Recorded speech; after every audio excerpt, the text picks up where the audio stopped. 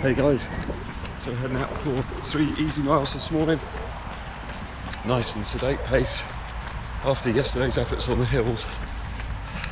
Don't want to push it too hard, push the legs, they feel good, so I don't want to push them any harder for any evening of recovery.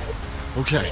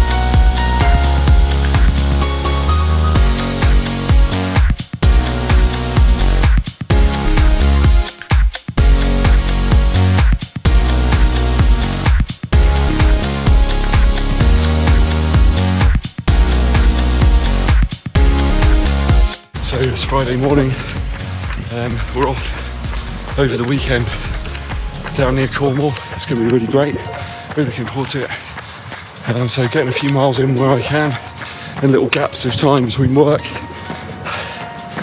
Also have to do a show later on, so only minimal opportunities to get a few miles in. So nice, well, it's not that easy. I'm running late, I better get out of here.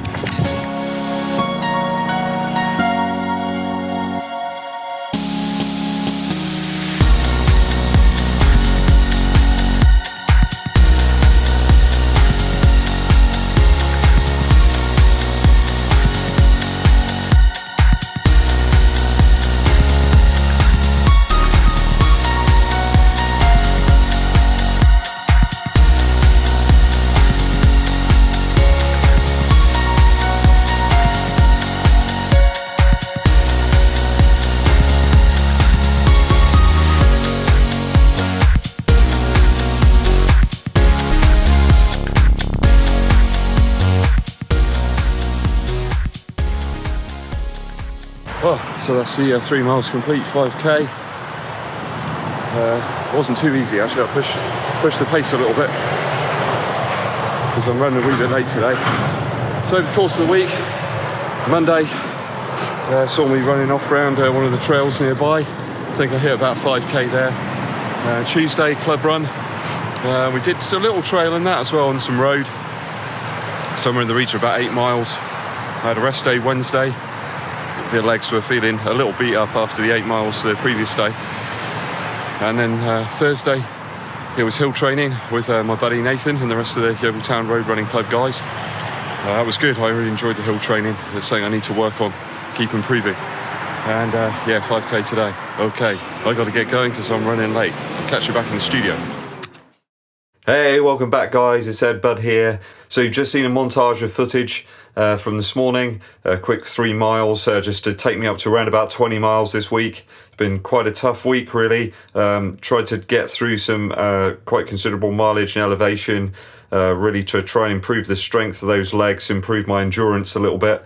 I really enjoyed the hill training with my friend Nathan Gardner yesterday. That was a fantastic evening, lots of lovely people there I haven't met before. Nathan runs a local running company called Flying Fox Running. They do fantastic events, mainly trail-based events. Nathan designed some absolutely beautiful medals. They're really worth doing those events if you can make it down to the local area. He does them round Somerset and Dorset. I'll post up a link in the description, so please go and check out Nathan's site. He runs it with his partner Pippa. They do some great stuff, brilliant events, so really do check them out. Great medals too. It's May, it's quite a short month, only 4 weeks. I'm going to try and get 3 races in this month. 2 of them are booked, and 1 I'm going to try and get in towards the end of the month when I've got a spare weekend. So the very first one is on the 8th of May. It's the Yeovilton 5k series. Race number 2. In the first race last month, I managed to get a personal best on the 5k distance. I crept in just under 20 minutes, 19:59. I was over the moon with that. I really was feeling under the weather, had some really bad hay fever, really couldn't breathe that well through my nose, but I smashed it. Managed to get a personal best of 19:59, so really pleased with that, getting under 20 minutes.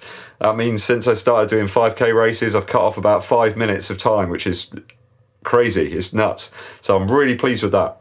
So the second race of May will be on the 11th of May. It's a Saturday. Nice to be doing a race on a Saturday morning. It's the Immortal Sports Stourhead 10K. I've just checked up on the website and it's sold out. I've no idea how many people there'll be. I know there's a triathlon event that day as well. So maybe some of the people doing the triathlon event are also doing the 10K. But it looks like it's going to be a tough race, guys. Lots of elevation. I think there's somewhere in the region of 770 foot of elevation, so it's about 235 meters. 50% of the race is on road, and then 50% of it's on forest trails and track. So I'm going to look to try and upgrade my trail shoes this week if I can. We'll see. Looking forward to completing that race. I think there's a medal and some sort of technical t-shirt as well. It's always nice to get a bit of swag from a race once you've completed it. Okay, and the final race we're going to try and get in, possibly something on the 26th of May. I know that Wells do a 10K race where there's only spaces free there, but there's a few other things going on that weekend as well, so I might be able to get a third race just towards the end of the month. On the 1st of June, I did mention earlier, Flying Fox Running, they have an event at Ham Hill. Do check that out. There's loads of races going on that day. There's a 5K, I think there's 2 different 10K races and a half marathon, all at Ham Hill. I think there's 2 different medals as well. So I'll post up a link to that. Please go and check that out and support that fantastic event. Okay, so the last thing on the agenda that I wanted to talk about today is the release of the Nike Pegasus 36. Very excited about that, guys. So it looks like Nike are going to release the Pegasus 36 towards the end of June, around about the 29th. Some of the stores are listing the release date as. I'm very excited to check out that shoe. I've been a big fan of the Pegasus 35. I've had 2 pairs of those and they've done really well for me. My initial training and sort of building up my stamina really. All those easy runs I've done in that shoe and some races as well. I did the Dorchester Dash 10K wearing the Pegasus 35s. They got very muddy, but they worked out. Hey, that shoe is versatile. So I'm really excited to check out the Pegasus 36. It looks as if they have made a few changes to it. They're not drastic changes, but they've been listening to customer feedback. They've been listening to you runners out there, and they've changed a couple of things. So some people did find the Pegasus 35 to be a little bit of a warm shoe, not massively breathable. So it does look like they've adopted like a mesh style upper, and they've reduced the weight of the shoe a little bit. So hopefully that will improve how breathable the shoe is. So you can see, guys, from the pictures up on the screen, they still have that tapered away heel collar. That hasn't really changed an awful lot. One big change though does appear to be the tongue. As you know, on the Pegasus 35, the tongue was quite long. It crept up the foot a little bit. It looks like they've made that much flatter and a lot thinner. So it does feel like they've kind of changed the shoe a little bit towards a more racing style. So it'll be very interesting to get that in hands and most importantly on feet. It's looking like the Pegasus 36 is going to come in around about £104, which was pretty much what the 35 was around release. Okay guys, that's all I've got for you today. Please hit that subscribe button and thumbs up, like any of the videos you've particularly enjoyed, and hit the bell for notifications, and I'll be seeing you.